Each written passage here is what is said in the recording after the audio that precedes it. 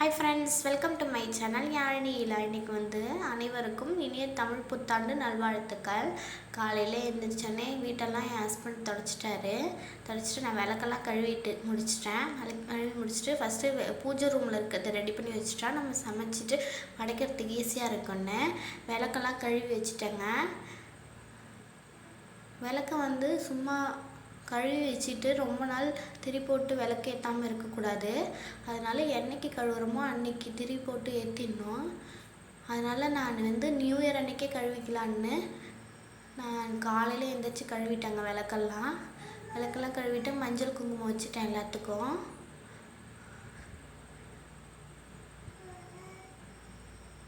பூஜை ஜாமானை கழுவுறதே பெரும் வேலை தாங்க. ரொம்ப பார்த்து க்ளீன் பண்ணோம். அதுக்கப்புறம் நம்ம சமையல் வேலை தான். இன்றைக்கி வடை பாயசத்தோடு செஞ்சு படைக்கணும்.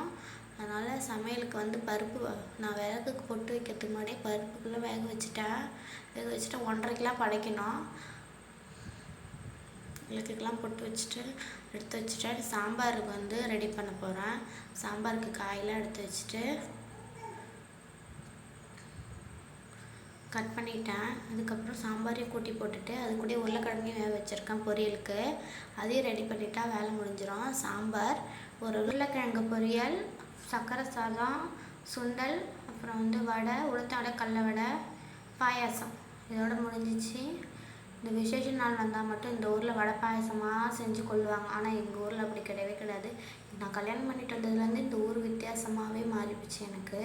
எங்கள் வீட்டில் இருக்க வேறு பழக்கம், இங்கே வேறு பழக்கமாக இருக்கா. அதனால எனக்கு ரொம்ப கஷ்டமாக இருந்துச்சு இங்கேருந்து மாறுறதுக்குள்ளே. அப்புறம் எல்லாத்தையும் சமைச்சிட்டு சாம்பாரையும் கூட்டி போட்டுட்டு 1 by 1 எல்லாத்தையும் செஞ்சிட்டு இருந்தேங்க. நான் சுண்டல் ஊறையே வைக்கல. அதனால நான் என்ன பண்ணேன்னா, எண்ணெய் ஊற்றி நல்லா பொரியிற மாதிரி வதக்கி விட்ருங்க. நல்லா பொரிஞ்ச உடனே குக்கரில் தண்ணி ஊற்றி வேக வைங்க. ஈஸியாக வெந்துடும். நீங்கள் தண்ணி இன்றைக்கி ஊற வைக்காமல் இருக்கீங்க, அன்றைக்கி இது மாதிரி செஞ்சு பாருங்கள்.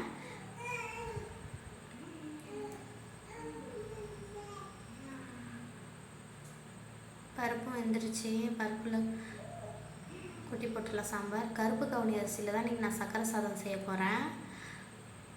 உருளைக்கிழங்கையும் தாளித்து விட்டுட்டு பொரியலுக்கு இன்றைக்கி எந்த மசாலாவும் சேர்க்கலை. வெறும் உப்பு மட்டும் சேர்த்து உருளைக்கிழங்கு தாளித்து விட்டுட்டேன். கருப்பு கவுனி அரிசி குக்கரில் வச்சு நான் வேக வச்சுக்க போகிறேன். ஒரு 5-6 விசில் குக்கரில் வச்சுக்கிட்டேன். சுண்டலையும் தாளிச்சாச்சு. இப்போ சாம்பார், சுண்டல், உருளைக்கிழங்கு பொரியல் ரெடி ஆகிடுச்சு. அடுத்து கருப்பு கவுனி அரிசி குக்கரில் 5 விசிலுக்கு எடுத்துக்கிட்டேன். கடலப்பருப்பு சேர்த்துக்குங்க. கடலப்பருப்பு சேர்த்துக்கும் போது அது ஒரு டேஸ்ட்டாக இருக்கும். ஒரு 6 விசில் வரைக்கும் வச்சுக்கிங்க.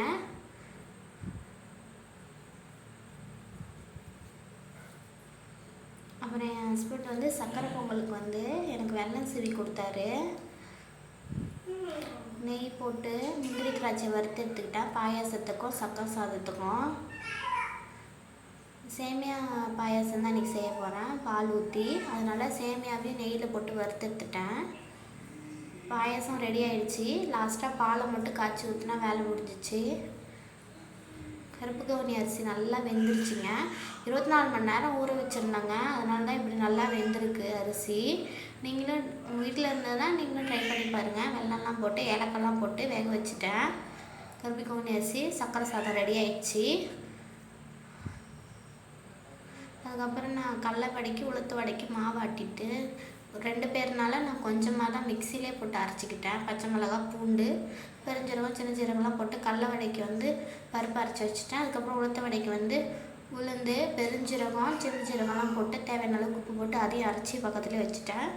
தம்பி அழுதுகிட்டே இருந்தானா அவனையும் போய் பார்த்துட்டு வந்துட்டேன். அதுக்கப்புறம் தான் வடை போட்டு கொடுத்தேன். அப்புறம் என் ஹஸ்பண்ட் எனக்கு எல்லா ஜாமானையும் கழுவி கொடுத்துட்டாரு. விசேஷ நாள்லன்னா ரொம்ப கஷ்டம்தாங்க. என்ன வேலை பார்க்குறதுனே தெரியாது.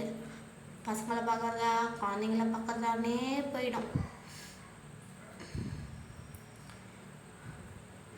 வடையும் போட்டு எடுத்துகிட்டு வேலை முடிஞ்சிச்சு.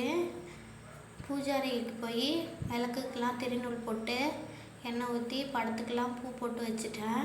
இன்றைக்கி எங்கள் மாமியாருக்கும் சேர்த்து நாங்கள் வச்சு படைக்க போகிறோம். எனக்கு பாட்டி தான் வேணும். அப்படி பாட்டின்னு அவங்க இப்போ இல்லை. அதனால் அவங்களுக்கு படைச்சிட்டு நாங்கள் சாப்பிட்டுட்டோம். வேலை முடிஞ்சிச்சு. எங்கள் ஊரில் இதாங்க வழக்கம். உங்கள் ஊரில் நீங்கள் என்னென்ன செஞ்சு படைப்பீங்க, என்னென்ன ஊரில் நீங்கள் நான்வெஜ் எடுத்து சமைப்பீங்கன்னு மறக்காமல் கமெண்ட் பண்ணுங்கள். வாங்க என்னென்ன செஞ்சுருக்கேன்னு பார்க்கலாம். சாப்பாடு, உளுத்த வடை, கடல வடை, சாம்பார், சுண்டல், உருளைக்கிழங்கு பொரியல், பாயாசம், கருப்பு கவுனி அரிசி, பொங்கல். அதோட முடிஞ்சிச்சு. என் ஹஸ்பண்ட் வந்து பின்னாடி எங்கள் வீட்டில் தோட்டம் இருக்குது.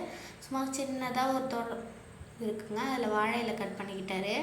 அப்படியே பச்சை மிளகாவும் நல்லா பழுத்திருந்தது. அதை பழுத்த பச்சை மிளகாவையும் கட் பண்ணி காய வச்சாச்சு.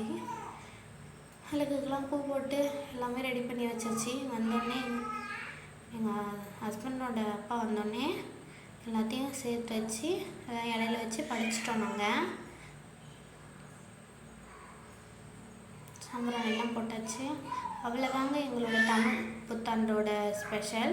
உங்கள் வீட்டில் நீங்கள் என்னென்ன ஸ்பெஷலாக செய்வீங்க மறக்காமல் எனக்கு கமெண்ட் பண்ணுங்கள். என் சேனலை சப்ஸ்கிரைப் பண்ணிக்கோங்க. பிடிச்சிருந்தா ஒரு லைக் போடுங்க. பாய் ஃப்ரெண்ட்ஸ், அடுத்த ஒரு வீடியோவில் பார்க்கலாம்.